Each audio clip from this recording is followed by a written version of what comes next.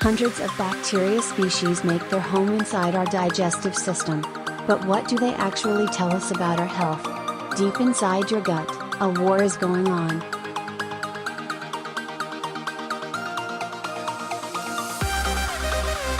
While you go about your daily life, Tolkienesque armies of gut bacteria are fighting to colonize vast wastelands of warm, wet intestine.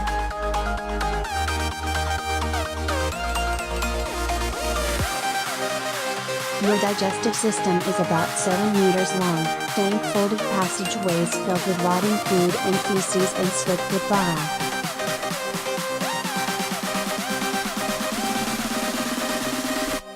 Inside, more than 1,000 bacteria species scrap over rivers of your semi-digested waste.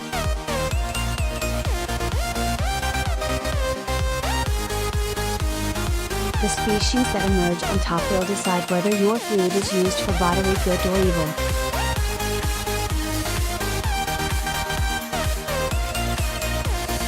In searching for answers to health issues in the microbiome, it pays to get down and dirty, take a few twists and turns, and end up a long way from where you started, much like this morning's breakfast.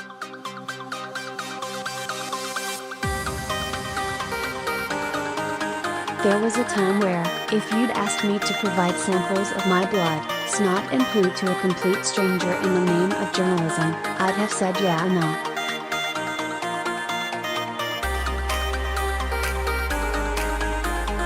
But after a years-long search for answers to a family health issue, I was ready to take one for the team and have my gut bacteria profiled.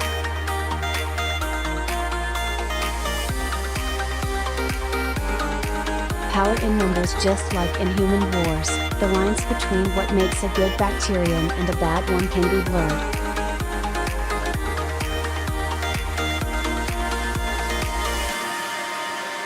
The bacteria once thought to be beneficial are now shown to cause devastation when they overrun our systems. Some malign bacteria we thought had been doing us harm may in fact prove a force for better health.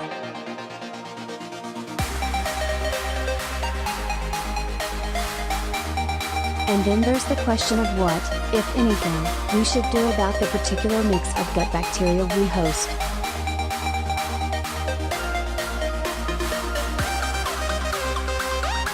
Can we tend to our guts fastidiously like gardens, consuming the right foods, and perhaps probiotics or prebiotics, to allow them to thrive with more good bacteria?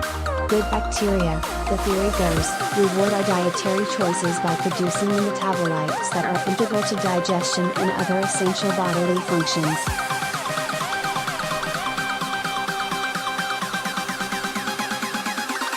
If we fill our digestive systems with the right kinds of food, the bacteria in our gut works in harmony.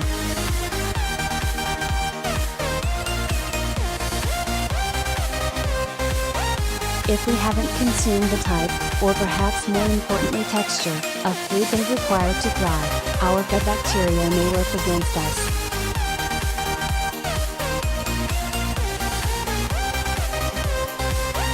But just as conflict rages within our bodies, so it does without. Scientific opinion on gut bacteria can seem as contradictory as it is pervasive.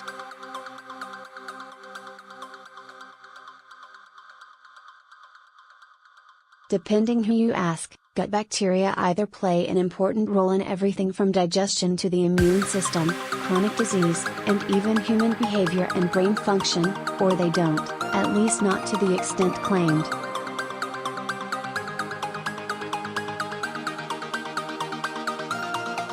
Much has been made of the possibility of a link between gut bacteria and our predisposition to certain illnesses.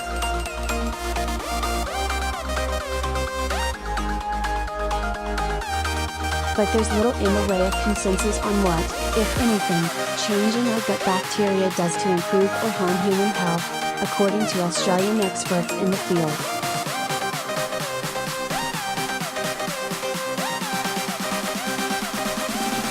Dare I say every man and his dog is interested in gut health and gut bacteria, so, With that comes the danger that a lot of people, a lot of companies, are on that bandwagon, says Dr. Michael Kahneman, a senior research scientist in food and health at the CSIRO.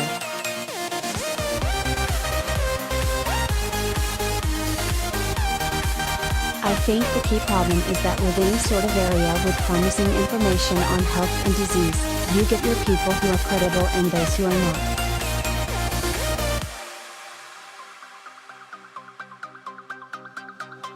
The major issue is it's suddenly a big industry, a big area of interest, and people are out to make a quick buck.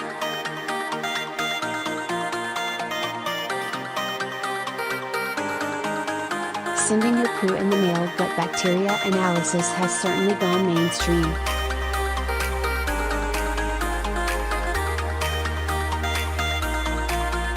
A simple Google search will find pages upon pages of companies offering to help you understand and improve your unique gut microbiome in 4 to 6 weeks.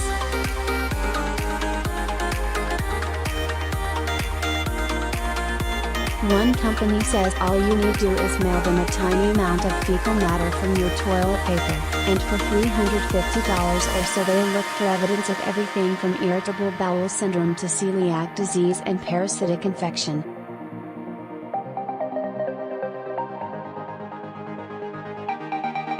It all seems so easy. You'll have the keys to your gut bacteria kingdom in a month.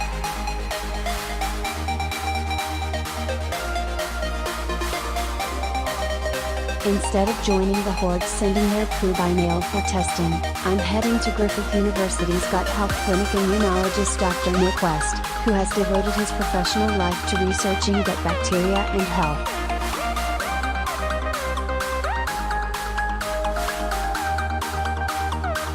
The aim of the Gut Health Clinic and similar research at other universities is to build a population-based data set that allows us to identify whether there are trends in the microbiome associated with health and disease.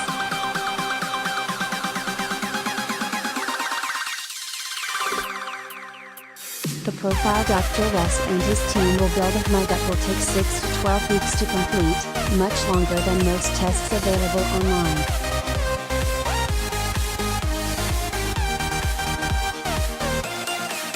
The process involves keeping a 3-day food diary, a full physical, blood samples, allergy testing, a nasal wash, and, ratcheting up the awkward factor, a feces sample, handed in person to a complete stranger.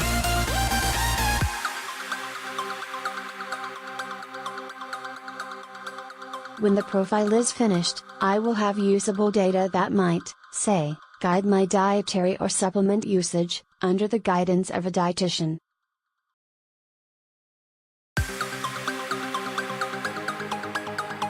Still, Dr. West insists, the test doesn't prove any link between a person's microbiome and their health.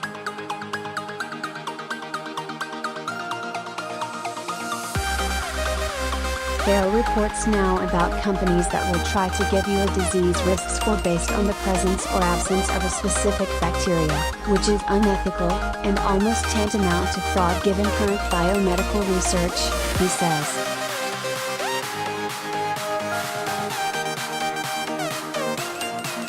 He also notes that a key limitation to microbiome research lies in the different approaches to analyzing gut bacteria between researchers, which often means two very differing sets of results for the same sample.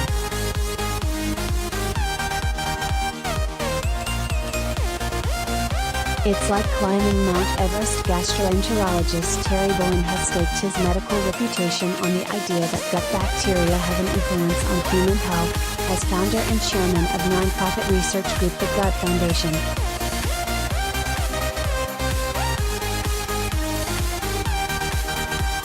But he's just as circumspect about the progress medical science has made.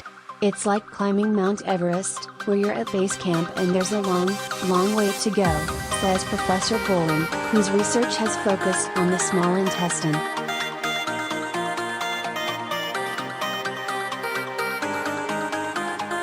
We believe, gut bacteria, do have a potential role in mental disease, psychological problems, anxiety, depression.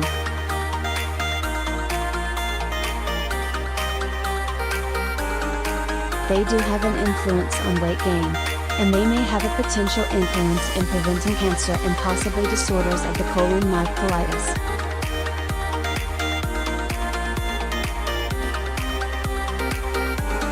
They are greatly influenced by a good diet, and a good diet means a variety of foods including grains, vegetables, fruit, lean meat.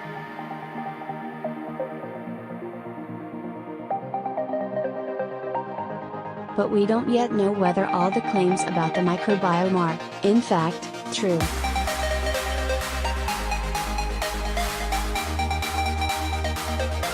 Nobody can really predict from your microbiome what's going to happen to you.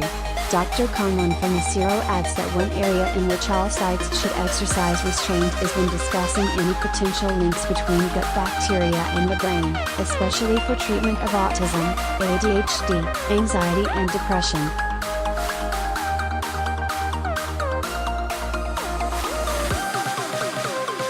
Dr. Conlon himself was a subject in a study a decade ago into possible links between gut microbes and autism and lamented the unstructured rush by non-experts, desperate parents and well-meaning medical professionals alike, to understand the gut-brain axis.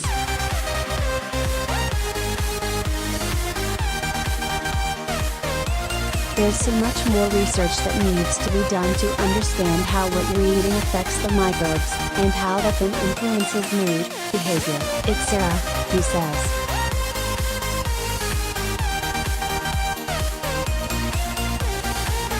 Beyond what individuals eat, the toll of our Western lifestyle on the microbiome has also been of interest to gut researchers.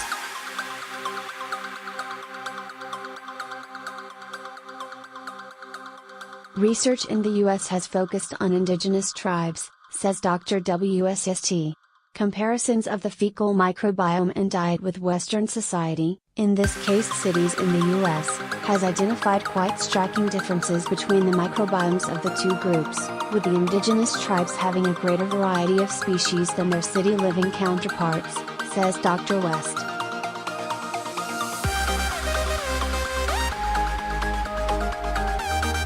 But then you've also got a completely different health profile. These people still suffer from infectious diseases that we've eradicated now a long time ago.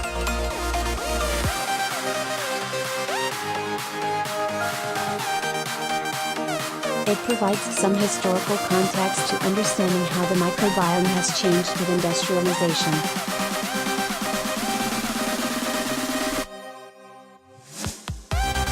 Where matters as much as what before entering a conversation with an expert about gut bacteria, it pays to look up the term dysbiosis.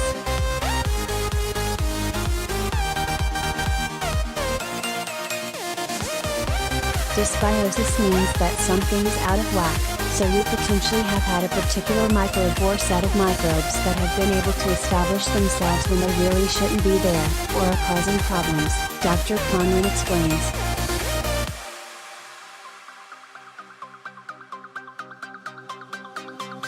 The word comes up a lot when you're talking about the clash between the species of bacteria inhabiting the gut. It's not just what bacteria they are, but where.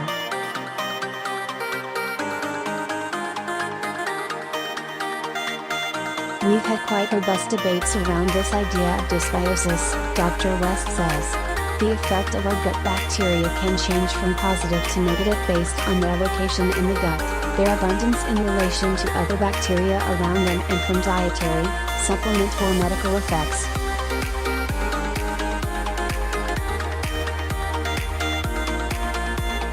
Given that research is still identifying new species, it is not appropriate to make a diagnosis that an individual has dysbiosis.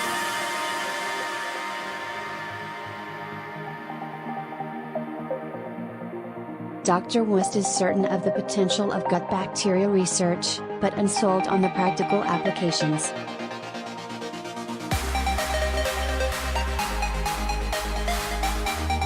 A medical case can be made, he says, in only a few small areas of human health, such as using probiotics to treat travelers' diarrhea, or reducing the risk of the common cold, but only in some highly stressed groups.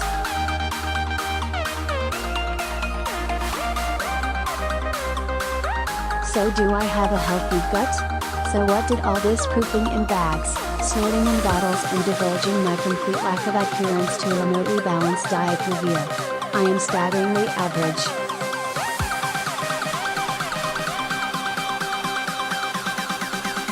The general health check suggests I am in good enough physical shape, despite Dr. West initially setting me up for an unflattering comparison. We work a lot with athletes.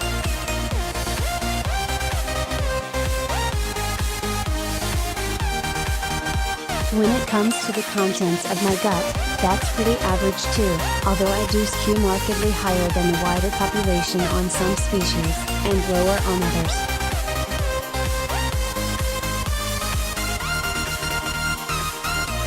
External link, file classification. No signs of the pathogenic bacteria species Salmonella, Campylobacter, Shigella and Clostridium difficile, which I can only imagine is a good thing.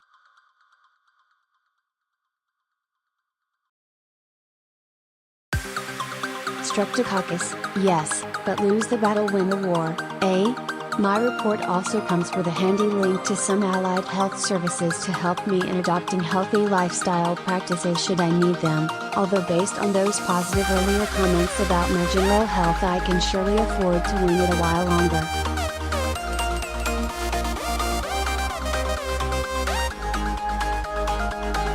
None of the information contained in the report by Dr. West's team can provide me with a firm understanding of what illnesses I am prone to contracting or diseases I'm likely to develop, or whether my physical or mental health is in any way affected by the contents of my gut.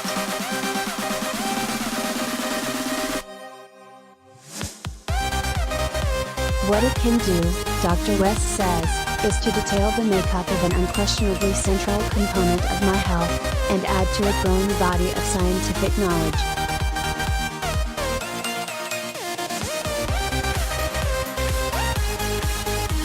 Without including genomics information, which no commercial providers we have looked at provide, there is the potential to cause undue stress and concern.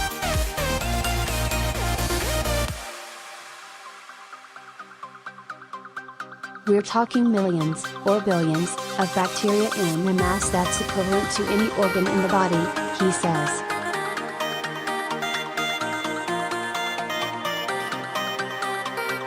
And that's what all this microbiome profiling is all about, to say, well, what is the role of this organ in keeping us healthy?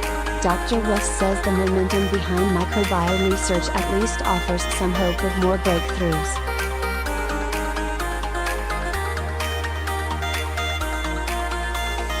It's about how we can develop interventions that are safe and that will lead to meaningful changes in people's health, he says.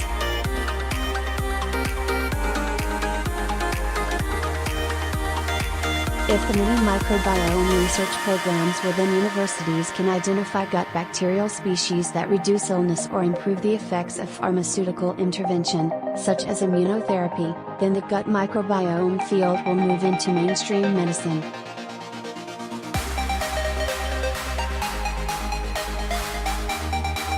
Credits words by Freya Peterson. Illustrations by Edwina Cecilia. Edited and produced by Lee Tonkin. Contact Freya Peterson.